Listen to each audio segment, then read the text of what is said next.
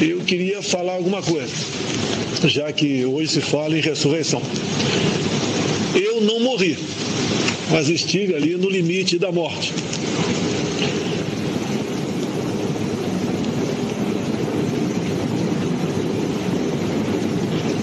Naquele dia 6 de setembro de 2018, os últimos momentos que eu tive noção que estava acontecendo,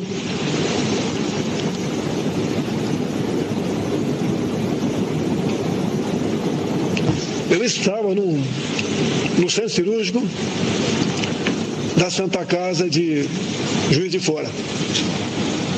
E eu via que tinha muita gente do meu lado de branco. E em dado momento, as últimas palavras que eu ouvi foi que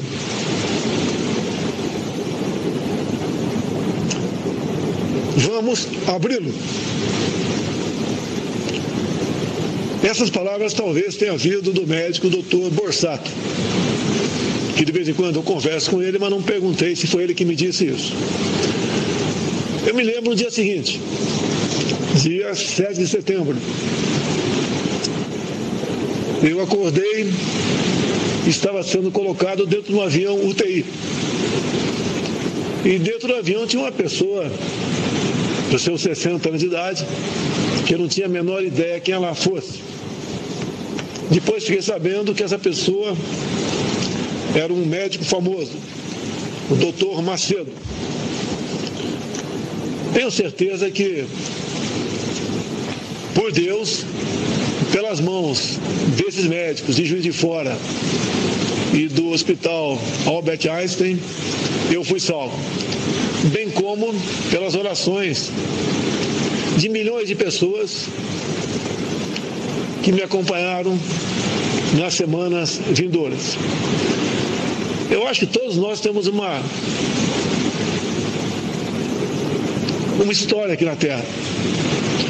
Eu creio que Deus não deixou uma pessoa simples, como outra qualquer, parecida comigo, fosse embora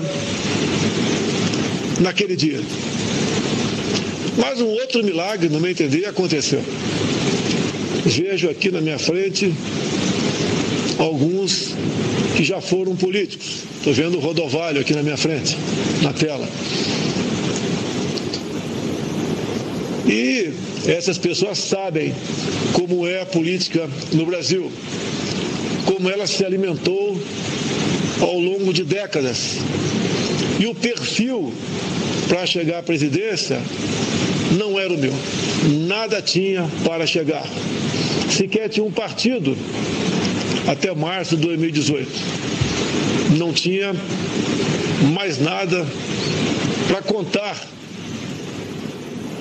de modo que chegasse à presidência como era uma norma daquela época. E esse milagre aconteceu.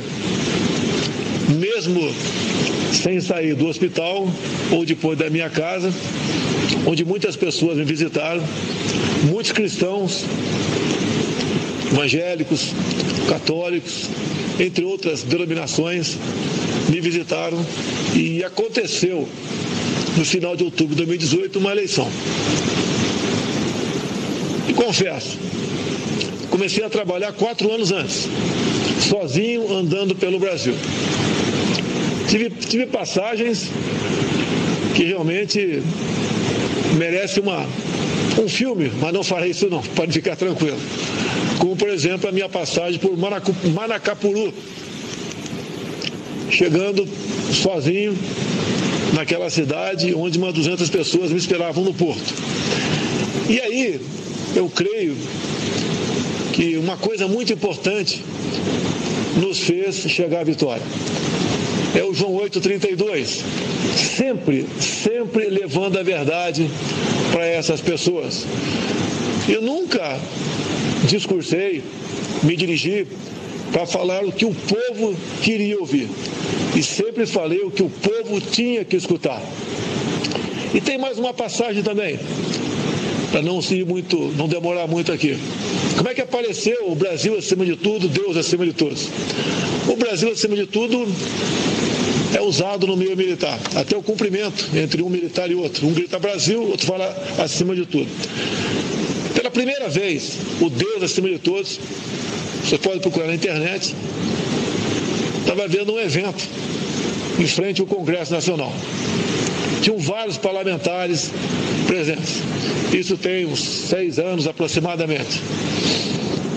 E ali tinham várias lideranças, muitos políticos. Eu estava lá e de repente chegou um pastor que não era político e falou, né, só 3 vão falar, um é você. Apontou para mim, eu falei, mas eu não sou evangélico. É você que vai falar. Ele usou a palavra agora há pouco aí, no começo dessa live. E eu fiquei bolando, né? O que eu vou falar? Como é que eu vou dirigir para 20 mil evangélicos? Falar alguma coisa? Não era candidato aí naquela época, né? Dentro de mim eu sabia que era candidato, mas ninguém sabia da minha boca, né? Que tinha essa pretensão. E me dirigi, falei para esse público e confesso que quando eu falei Brasil acima de tudo, eu não sabia como complementar. E veio uma coisa que dentro de mim mandou falar Deus acima de todos. Pode ter certeza que isso, bem como os valores que nós defendemos, tão desgastados ao longo dos últimos anos, em especial os familiares, o desrespeito pregado e imposto contra nossos filhos em sala de aula, o cada vez mais desgastar instituições como os militares, cada vez mais se pregar a discórdia, a divisão entre nós de raça, cor, sexo. Isso tudo nós falávamos exatamente o contrário, como devia ser. Devíamos ter um Brasil para todos nós, para todos, sem exceção.